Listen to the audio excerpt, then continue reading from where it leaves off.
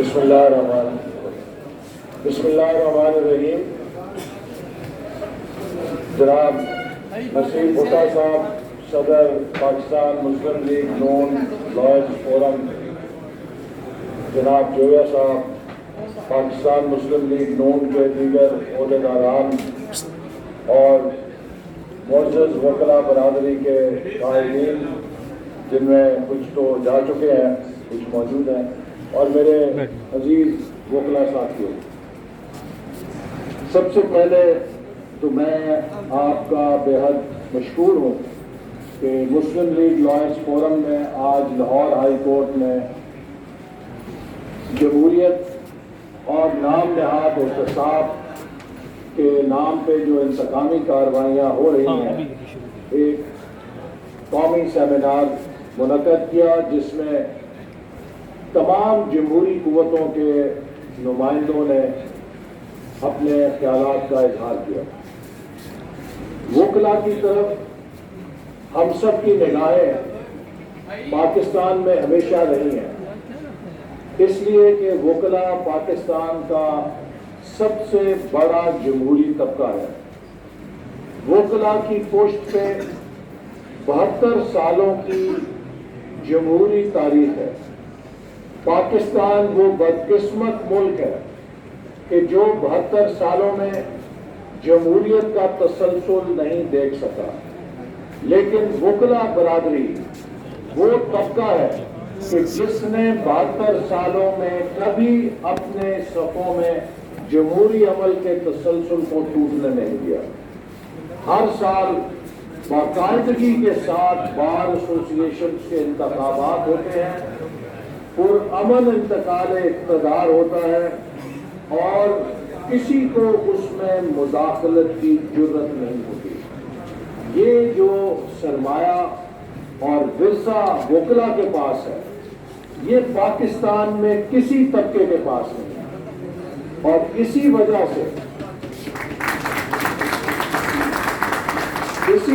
سے یہ بھیجا نہیں ہوگا کہ اگر یہ کہا جائے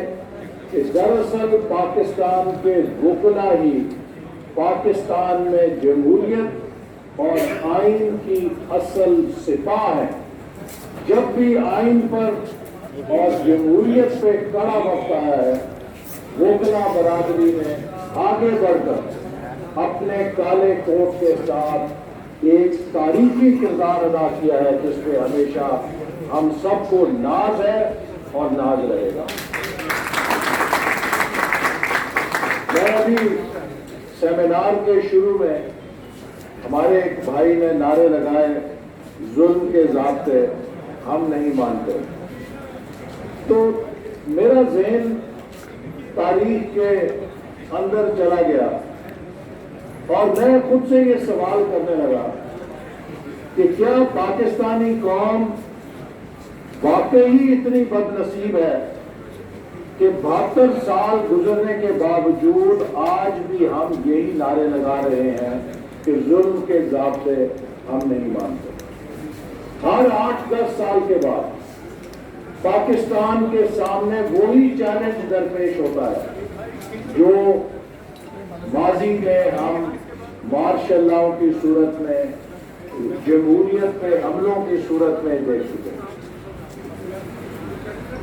میں جس نسل سے تعلق رکھتا ہوں،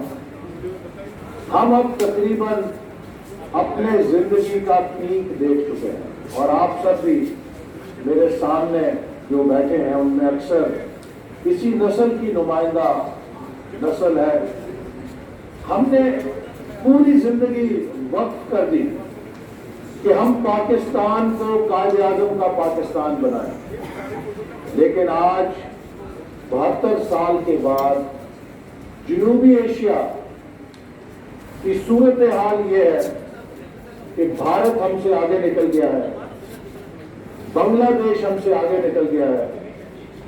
سری لنکا ہم سے آگے نکل گیا ہے، نیپال جس نے ابھی جمعہ 8 دن ہوئے آئین بنایا ہے وہ ہم سے آگے نکل گیا ہے، اور افغانستان جو خانہ جنگی کا ملک تھا وہ بھی اپنے 2 صدور کو 6 سال کی مکمل ٹرم کرا چکا ہے، جبکہ 72 سال میں ہم ایک وزیر اعظم کو 5 سال کی ٹرم نہیں دے سکتے۔